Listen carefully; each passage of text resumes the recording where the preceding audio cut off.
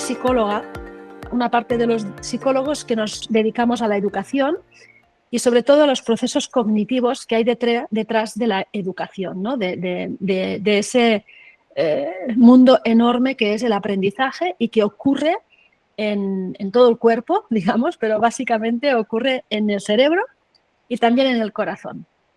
Nunca nos podemos olvidar que las emociones están presentes en todo lo que hagamos, aunque la lectura está encerrado en un proceso cognitivo del cerebro muy importante. Pero yo no sabía nada de lectura, no había tomado este camino y lo tomé en el momento que el tercero de mis hijos, Mario, pues empezó a acusar dificultades en el colegio, siendo un niño muy inteligente. Entonces esto fue lo que a mí me dio pie a dejar todo lo que estaba haciendo y a volcarme no en la lectura de entrada, sino en los procesos de aprendizaje, hasta que me di cuenta que el problema de Mario era la lectura y entonces me volqué a trabajar en la lectura. Entonces, estas 10 cosas que hay que saber cuando se habla de leer es mi resumen de lo que durante estos últimos casi 20 años he aprendido de lectura. Y muchas veces hablamos sin mucho conocimiento de causa, y esto lo hacemos todos, ¿no? Hablamos de lo que he oído, de lo que a mí me parece.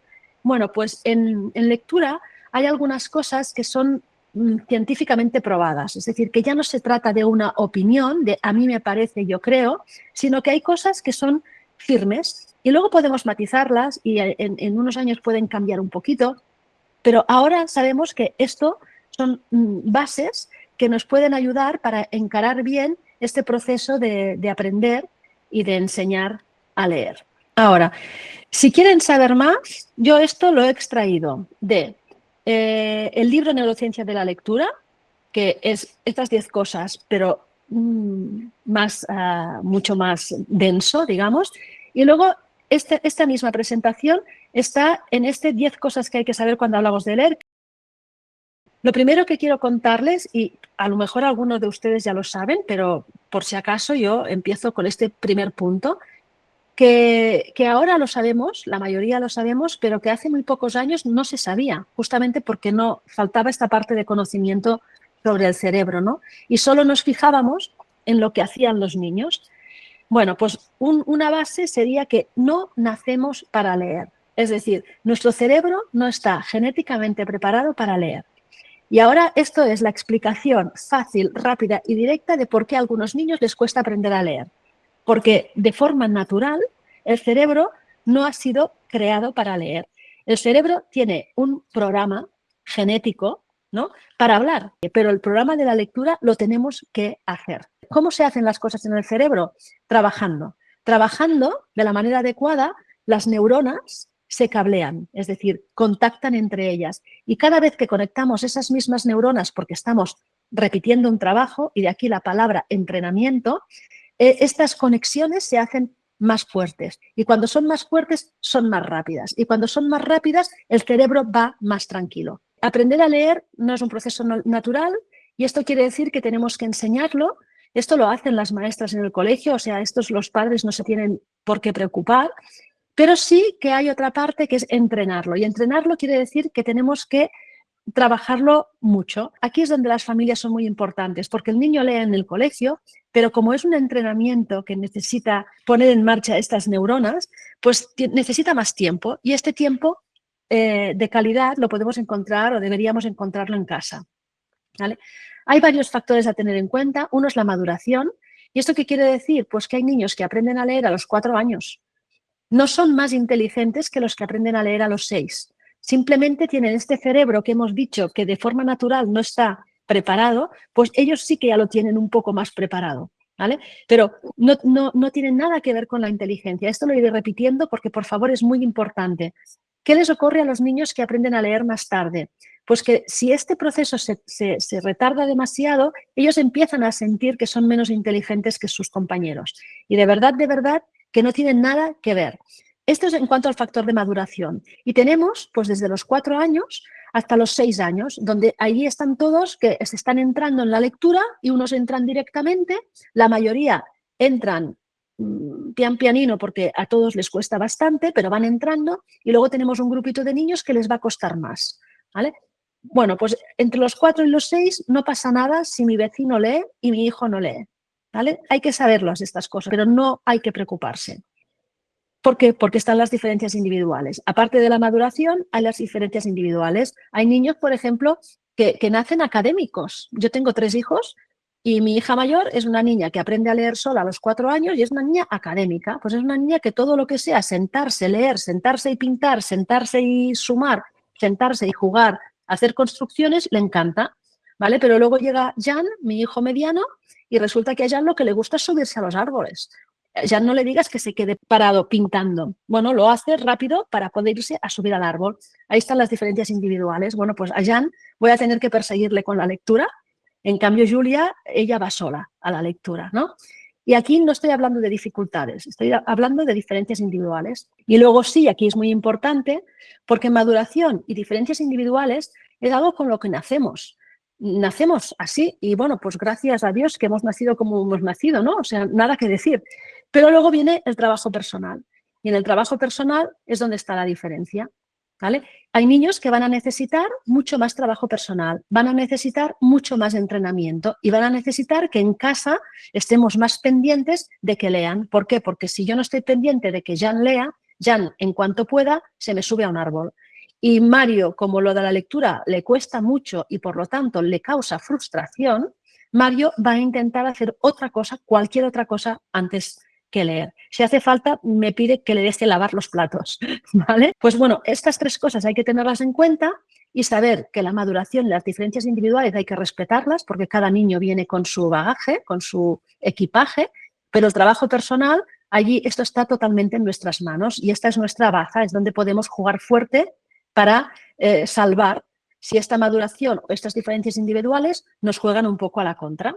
Las etapas de lectura que quizás vosotros habéis observado en vuestros hijos son los niños muy pequeñitos, ¿no? Empiezan con la etapa pictórica o logográfica. Esto quiere decir que muchos niños memorizan palabras enteras. Es decir, si van al colegio y en el colegio hay una pancarta, un mural, donde sale la palabra bicicleta, aunque bicicleta sea una palabra dificilísima, si ellos les han dicho muchas veces aquí pone bicicleta, ellos se aprenden la palabra bicicleta como si fuera el logo de la Coca-Cola. De la misma manera que reconocen el logo de la Coca-Cola, van a reconocer el logo de la bicicleta, ¿vale? Entonces aquí nos puede parecer que los niños están leyendo, pero muchas veces no es verdad, no están leyendo, simplemente están memorizando palabras. Y está bien, ¿eh? La etapa logográfica es una etapa por la que se pasa.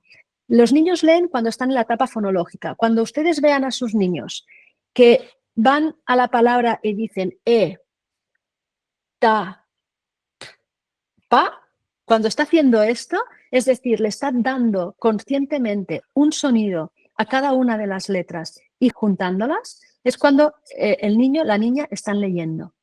¿Qué puede pasar? Pues que en un momento dado un niño te diga etapea, porque ha aprendido que la P suena P, y entonces te puede leer etapea. Bueno, pues estos son pequeños matices que se tienen que ir puliendo. Pero cuando un niño está dándose cuenta de que a cada letra le corresponde un sonido y además empieza a saber qué sonido es cuál, que no confunde que la C delante de la A es K y que la C delante de la E es C. Cuando un niño sabe esto, y esto se lo enseñan en el colegio, es cuando un niño está empezando a leer. Pero no nos podemos quedar aquí. Es decir, podemos decir, vale, mi hijo ya sabe todas las letras y las sabe encadenar. Ya tengo bastante. No, no tengo bastante. Porque tenemos que pasar, para ser un buen lector, hay que pasar a la etapa ortográfica. La etapa ortográfica es cuando se parece un poco a la etapa pictórica, solo que nadie está memorizando palabras, sino que las palabras están tan fluidas en mi cabeza porque he leído mucho estando en la etapa fonológica y luego he seguido leyendo, que las palabras salen muy rápidas. Es decir, un niño pequeño leería etapa ortográfica. En cambio, nosotros leemos etapa ortográfica rápidamente. Nos cuesta nada. Esto es porque tenemos el proceso automatizado. Pues es lo que necesitamos. Necesitamos que los niños empiecen la etapa fonológica, reconociendo todos los sonidos y relacionándolo con sus letras, y que luego puedan pasar a la etapa ortográfica. Y la etapa ortográfica es la lectura rápida. Es decir, necesitamos leer rápido, necesitamos cierta fluidez. No vale leer rápido y no entender nada, ¿eh? Necesitamos leer a la fluidez necesaria para poder hacer una buena comprensión de lo que estamos leyendo. Cuando estamos en la etapa pictórica o logográfica, ¿cómo podemos apoyar desde casa? Vale, pues aquí hay una parte muy importante que es algo que se llama previas de lectura, que se hace en el colegio, pero que se puede hacer en casa, que son todos los juegos, ¿no? Que tienen en cuenta los sonidos. Por ejemplo, las canciones con las rimas, jugar a las palabras encadenadas, jugar a decir palabras que empiecen por la letra P, que suenen P, todo relacionado con el sonido de las palabras, ¿vale? Esto se puede jugar en cualquier sitio. Y muy importante leerles cuentos, porque la lectura es algo que tenemos que convertir en un hábito bonito. O sea, que a mí me tiene que gustar leer. Entonces, leer no es un castigo. O sea, no te castigo a tu cuarto a leer. Bueno, pues no es la mejor manera, ¿no? Sino que es el momento en que no hay aparatos, no hay móviles, no hay televisión, no hay radio, no hay música. Están papá y mamá, o papá o mamá, o la abuela, o la tía, o el hermano mayor. O sea, es igual. Estamos en ese momento en que estamos tú y yo y una lectura, ¿no? Y si tú todavía no puedes leer, no te preocupes que yo te leo. Y luego entramos en la etapa fonológica. Lo enseñamos en el colegio, pero luego hay que practicar en casa. Entonces, si ya pueden leer, les acompañamos con sus lecturas y que sean adecuadas. ¿Qué quiere decir una lectura adecuada? Que a nivel de dificultad esté a su nivel. ¿Y cómo podemos saberlo? Bueno, pues buscamos aquellos libros que les empiezan a proporcionarle cierta fluidez. Aquellos libros que tengan dibujos, que los dibujos vayan acompañando de letras. ¿Por qué? Porque entonces tú lees y además el dibujo te apoya y te ayuda en la comprensión, ¿vale? Si le damos libros que son demasiado áridos o demasiado difíciles de comprender o que hay demasiada letra en aquel momento, pues eso descorazona, ¿no? Y entonces tira para atrás.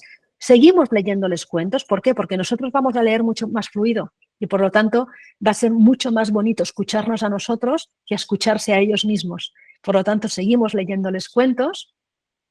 Si les cuesta leer, leemos a medias, no hay que torturar, leemos a medias, ¿no? Lees tú una palabra, leo yo el resto de la frase, empiezas tú y termino yo, etcétera.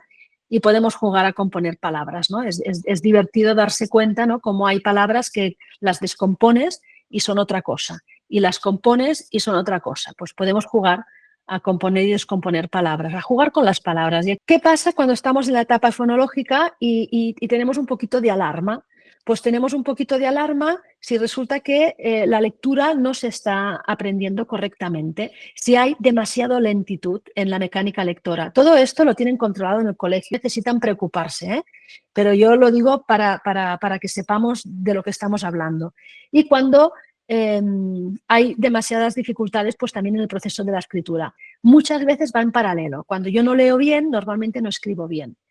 Y no escribir bien no significa solo faltas de ortografía, sino tengo una letra muy complicada, ¿no? Pues si yo no tengo la lectura bien puesta en mi cabeza, es difícil pasarlo a la escritura porque son procesos, la escritura y la lectura van en paralelo. Y repito, las maestras de sus colegios esto lo tienen muy controlado, por lo tanto no se preocupen porque ellas ya lo saben. Y en la etapa ortográfica, que es en la etapa en la que tenemos que ganar velocidad, ¿no? ¿Qué necesitamos? ¿Esto qué sería? Pues mira, la etapa pictográfica estamos en los 4 y los 5 años, en kinder y pre-kinder, ¿no? La etapa fonológica, pues estamos en primero, segundo y tercero, que ya estamos pasando en la ortográfica, algunos niños van más rápido. Pero segundo, tercero, cuarto, estamos en etapa ortográfica. Entonces, ¿qué hay que hacer? Quiere decir, el niño ya lee, ¿vale? Pues tiene que ganar velocidad, fluidez, confianza y vocabulario. Luego lo veremos. Tiene que ganar vocabulario para poder ser un buen comprendedor más tarde. Pues, ¿qué tenemos que darles? El espacio, la oportunidad, el tiempo y el ejemplo. ¿El espacio qué quiere decir? Pues que leer con la televisión puesta, la radio en marcha y el tocadiscos del hermano mayor en la otra habitación, esto es muy difícil. Entonces, otra vez, necesitamos ese espacio de recogimiento que nos permita. Por lo tanto, la oportunidad quiere decir que tengo que tener un libro, ¿no? Tengo que tener el espacio, el tiempo, porque leer me lleva tiempo.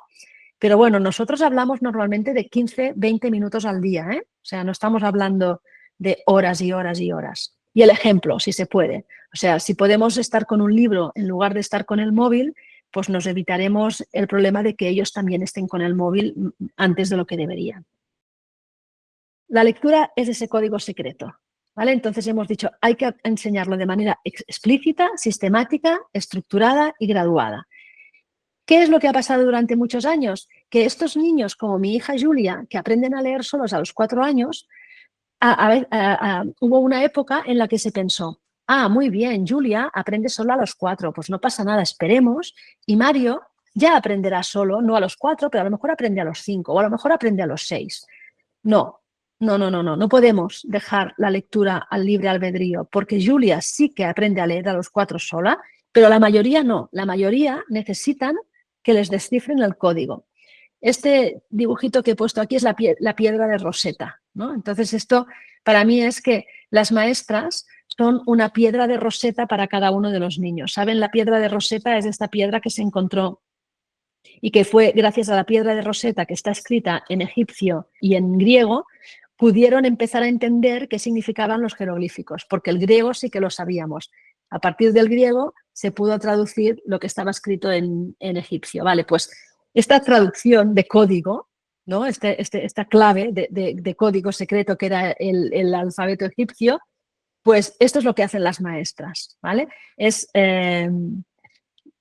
explicarles el código. Y el código es que la letra C suena C delante de la E y de la I y que suena K delante de la A y de la O y de la U.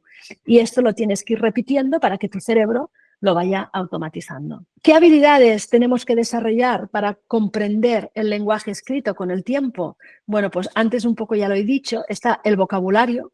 Es muy importante, no hay que hablarles a los niños con menos palabras de las que nosotros sabemos, no hace falta acortar el vocabulario porque ellos van a adquirir todo aquello que nosotros les podamos pasar. ¿Qué es lo que ocurre? Que de todas formas no vamos a ir por el mundo hablando ahora como Cervantes, ¿no? Para que nuestros hijos tengan un vocabulario muy elevado, sino que al final cuando hablamos, el vocabulario que utilizamos para hablar es mucho más restringido que el vocabulario que se usa para escribir. Y es por eso que los niños que leen acaban teniendo mucha más información, ¿vale? Porque ellos aprenden mucho vocabulario y cuando aprenden mucho vocabulario les cuesta menos entender lo que están leyendo. La estructura del lenguaje, ¿esto qué significa? Pues hablar a los niños con las frases bien hechas. Las frases tienen una estructura y es que las palabras llevan artículos delante normalmente, ¿no? Que hay un sujeto, un verbo y un predicado y hay que intentar mantener pues, esta estructura del lenguaje, pero de todas formas el lenguaje hablado, otra vez, a veces es muy caótico. Esta estructura del lenguaje a veces es muy caótica. Bueno, están los libros. En los libros la estructura del lenguaje es muy adecuada. Allí se aprende la estructura del lenguaje, ¿no? Razonamiento verbal, que tiene que ver en parte con este conocimiento de vocabulario, pero también con este pensar sobre lo que está escrito. A veces, la primera vez que leemos una frase no la entendemos, pero la segunda vez a lo mejor sí. Y si no la entendemos, está muy bien tener a alguien a quien preguntarle, ¿y aquí qué dice? Y si alguien te va explicando aquello que tú de entrada no entiendes, con el tiempo lo vas entendiendo. Muy importante es el conocimiento previo, ¿vale? Yo lo llamo conocimiento del mundo. Aquellos niños que más leen, más vocabulario tienen y más estructura del lenguaje y más razonamiento verbal y más cosas saben sobre el mundo. Vale, pues cuanto más cosas sabes del mundo, más fácil te es comprender. Es decir, esa tercera etapa ortográfica, todos los que somos lectores estamos ahí y seguimos aprendiendo. Vale, pero antes de llegar a este mundo maravillosamente infinito, hay que automatizar la descodificación. Y automatizar la descodificación no es nada más que lo que ya os he dicho. Los niños aprenden el código porque la maestra se lo ha enseñado, pero luego ellos lo practican leyendo. Y al practicar leyendo, lo automatizan. ¿Cómo sabemos que lo han automatizado? Porque van rápidos. Cuando leen rápidos, han automatizado el código. Y esto es oro. Esto es oro. Cuando hemos automatizado el código, el cerebro libera atención y memoria para poder entender lo que estamos leyendo. Es así de mágico. Por eso he dicho, la velocidad importa, porque cuando un niño lee muy despacio, está bloqueando su capacidad de atención y de memoria. es fácil que se despiste, es fácil que no pueda atender a lo que está leyendo y es difícil que memorice lo que está leyendo. Y para entender lo que estamos leyendo tenemos que estar atentos y además tenemos que guardar en memoria lo que estamos leyendo, porque si no después tú terminas de leer y te preguntan qué has leído y dices no lo sé, porque no te acuerdas. Y esto es un poco redundante con lo que acabo de decir ahora y con lo que he dicho al principio, pero une los dos conceptos. La primera parte de la izquierda tenemos la parte del cerebro, que son estas tres áreas pintadas, la parte del cerebro que se dedica a descodificar, es decir, la parte del cerebro que aprende que la C suena K delante de la A y que así lo lee. ¿Vale? Esta es la parte de la descodificación. Es la parte que tiene que ser fluida, que significa rápida. ¿Para qué? Para que se convierta en un proceso automático. ¿Vale? Cuando el cerebro hace esto de forma automática, y mirad que aquí en la izquierda estamos hablando de un proceso que se llama microproceso. Esto significa que es una tarea de bajo nivel, y bajo nivel significa que no requiere inteligencia, es simplemente una cosa mecánica que va a hacer nuestro cerebro. Mecánico como cambiar las marchas en un coche manual. ¿Vale? Cambiamos de marcha sin tener que pararnos a mirar. Nuestra atención y nuestra comprensión están en la carretera, para no atropellar a nadie, para no chocar con el coche de al lado. Pues en la lectura es exactamente lo mismo. El cambio de marchas es un microproceso, no requiere inteligencia, simplemente esta habilidad adquirida por la práctica que te confiere rapidez y fluidez para que la atención consciente y la memoria pasen al cerebro que tenemos a la derecha, ¿no? El cerebro de la derecha es todo el cerebro, aquí están los dos hemisferios cerebrales, el de la izquierda es solo el cerebro izquierdo, el de la derecha, que es el de la comprensión, están los dos hemisferios cerebrales. Aquí sí que tenemos un macroproceso. Macro significa que nos ocupa una gran parte del cerebro. Es una tarea de alto nivel. Aquí sí que hay la intelectualidad y por eso aquí necesitamos la atención y la memoria. Y va siempre a ser un proceso consciente y no se va a poder automatizar. Es decir, la lectura en sí misma sí la podemos automatizar, la comprensión no. Por lo tanto, la lectura tiene que ser fluida para poder estar pendientes de la comprensión. Cuando tenemos a un niño que lee bien, esto es cuando sabemos que tenemos un buen nivel de comprensión. Hay una buena lectura. Una buena lectura quiere decir que leo de forma fluida, que es el primer punto. Fluidez y precisión es fluidez, que tengo la memoria activada y por lo tanto voy recordando aquello que voy leyendo y por eso un libro tiene sentido, porque si yo me olvido de la página anterior, la página nueva no tiene ningún sentido. Y una comprensión, ¿no? Puedo seguir avanzando porque me estoy enterando de lo que está pasando en este escrito. Medimos lectura. Pues para medir lectura medimos la velocidad y la comprensión. Y nos salen los niños distribuidos por un eje de coordenadas. Principio de curso estamos en la zona roja, no pasa nada, no pasa nada, estamos en la zona roja, principio de curso, pero a final de curso tenemos que intentar que la mayoría de niños estén en la zona verde. Quiere decir, lee con la suficiente fluidez y lee con una buena comprensión. Cuando tú lees de forma fluida y comprensiva, probablemente te gusta leer. El placer de leer está en la zona verde. ¿Por qué? Porque leo de forma fluida y además comprendo lo que leo. Si yo leo demasiado despacio, leer es una tortura.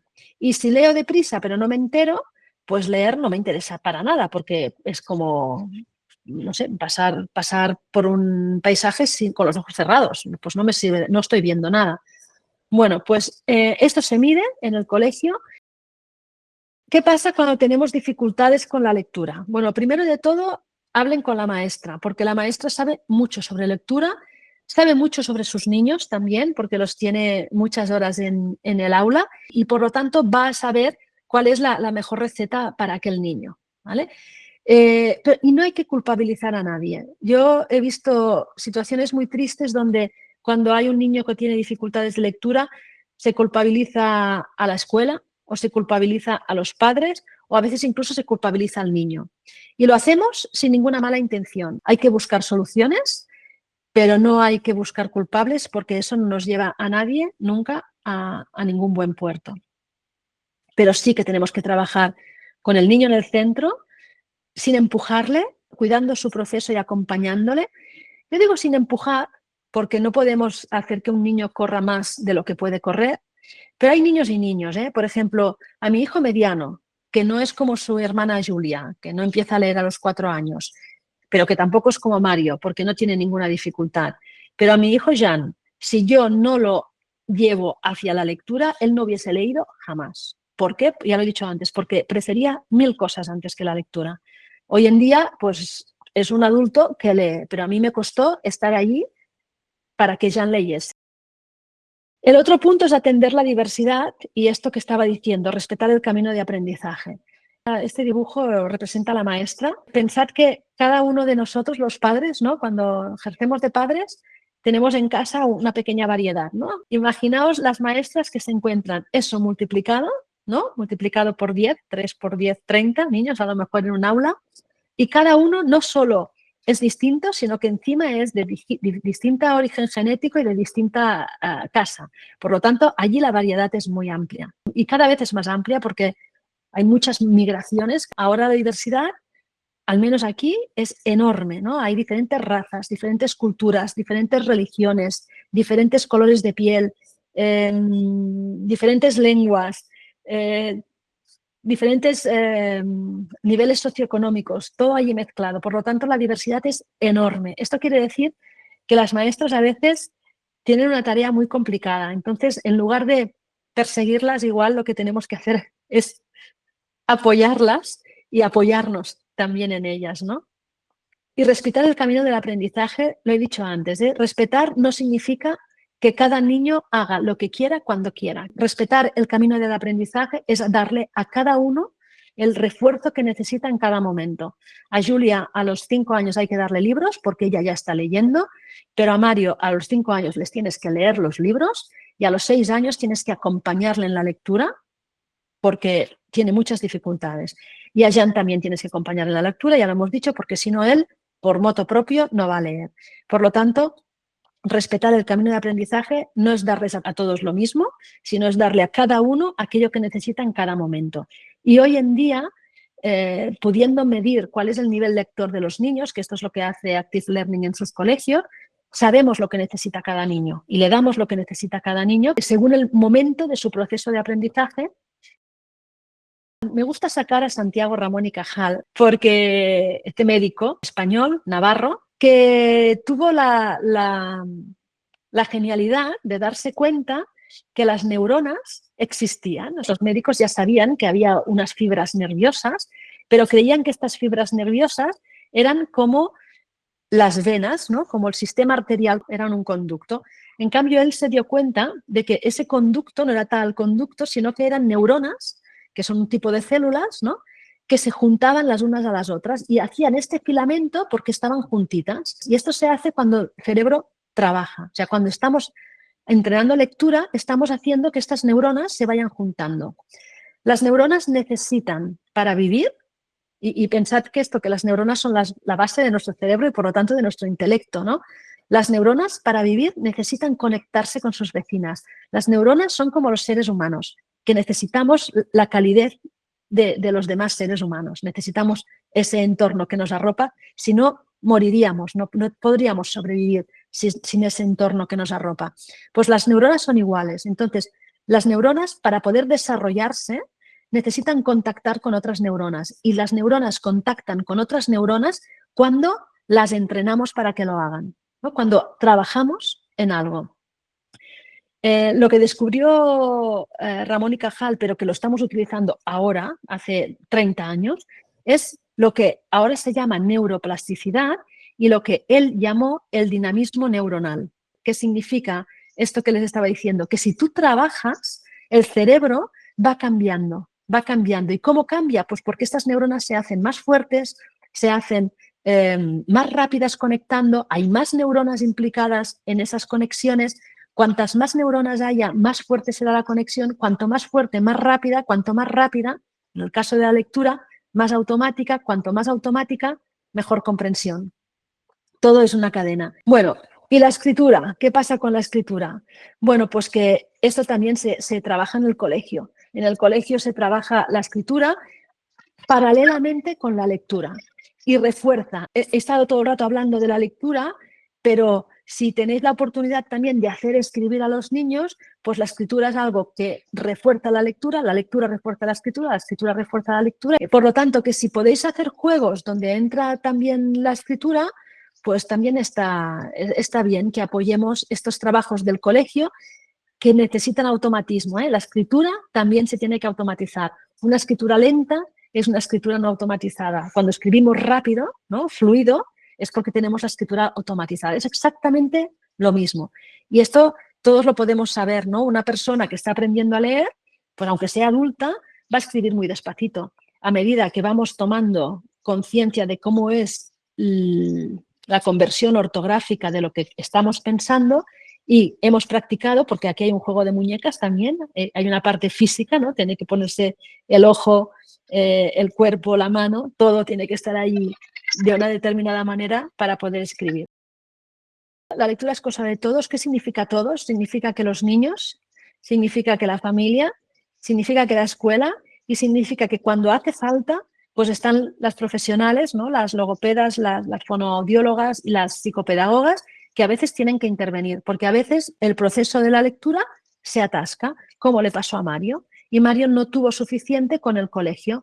Necesitamos ir a pedagoga y tal, y luego, bueno, pues estuvo practicando evidentemente con Glyphing, que fue lo que lo sacó adelante, ¿no? Pero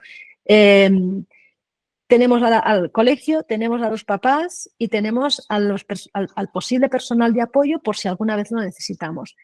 Y en este último punto, el punto 10 de relación del lenguaje y el pensamiento, lo que os quiero decir es que estamos en un momento, como otros momentos ha habido así en la historia, de mucha confusión, ¿no? Tenemos muchos canales de información, muchos son contradictorios, tenemos mucha incertidumbre, ¿no? Hacia el futuro. El mundo está convulso. Me gustaría saber cuándo no lo ha estado, ¿eh? Yo creo que ese estado natural de la humanidad es esta convulsión. Pero ahora parece que todo esto encima está acelerado, ¿no? Todo cambia muy rápido, ¿no? Llega Internet, luego llegan los móviles, luego llega bueno, ahora la inteligencia artificial, y todo va como muy rápido y nos abruma bastante. Los niños nacen ya dentro de este mundo digital y veloz, pero nuestros procesos biológicos no van a la misma velocidad. O sea, nosotros no podemos ir a la velocidad de Internet. Nosotros no podemos vivir a la velocidad de la inteligencia artificial. No podemos, o sea, tenemos otros ritmos y tenemos todo este mundo exterior que nos está dando este ritmo que desgasta muchísimo y que hace que a veces las personas estemos de muy mal humor, que estamos enfadadas. Y estamos enfadadas porque no tenemos tiempo de parar y respirar y no tenemos tiempo de parar y pensar, ¿vale? Y aquí está la relación de pensamiento y lenguaje. Y es que nosotros para pensar necesitamos las palabras. Y cuando nos faltan palabras, podemos pensar menos y menos profundo. Es decir, que esta parte de vocabulario que les decía que nos sirve para hacer una mejor comprensión de todo, no es solo para poder leer, es que es para poder pensar. Y necesitamos pensar, necesitamos parar y pensar. Pensar desde cosas tan pequeñas como le he hablado mal hoy a mi compañero de trabajo. Seguro que no tenía otra manera de decirle las cosas. Quizás voy a pedirle perdón e intento no volverle a hablar así, aunque me ponga nervioso porque X y Y. Pensar en nuestro futuro, pero pensar en nuestro futuro y en el futuro de nuestros hijos sin ser presa del pánico o ser presa del agobio o de la desesperanza. Es pararse y pensar en profundidad. Y para pensar en profundidad necesitamos tiempo, necesitamos un buen interlocutor. Por ejemplo, a veces es pensar en voz alta, es pensar con alguien que te escuche y que te devuelva información, ¿no?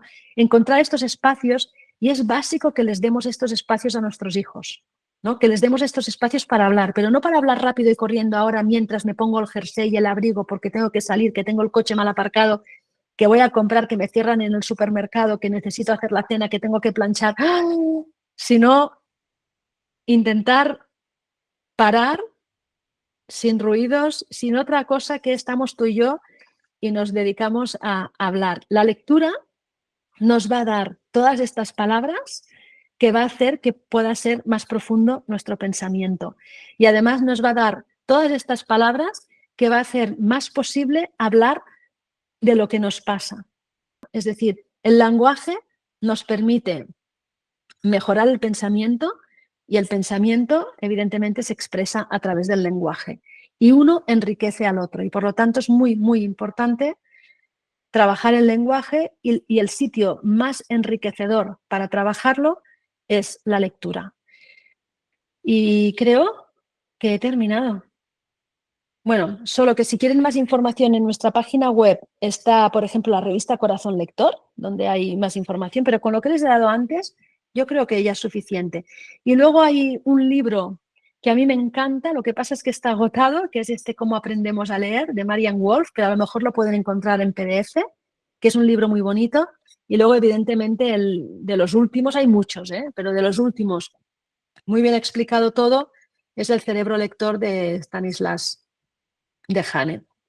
Y ya está. Muchas gracias. Gracias a ustedes y a los que me hayan escuchado en diferido por su atención.